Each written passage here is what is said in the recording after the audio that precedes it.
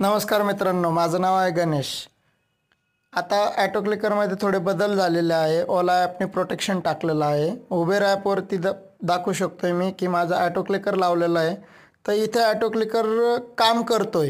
हे बघा, auto clicker play केला आहे मी, इथं हा प्ले करतोय। तर हे बघा, प्ले केल्याच्यानंतर ॲटो क्लिकर झूम इनला गेला, म्हणजे ॲटो क्लिकर काम करतोय कंटिन्यूअस टिक। हे बघा, मी उबेरच्या ॲपमधून जाऊन ओलाची ॲप ऑन करतोय। ओलाची ॲप ऑन केल्याच्या नंतर ॲटो क्लिकर प्ले केला, पण ॲटो क्लिकर इथे काम नाही करत आहे।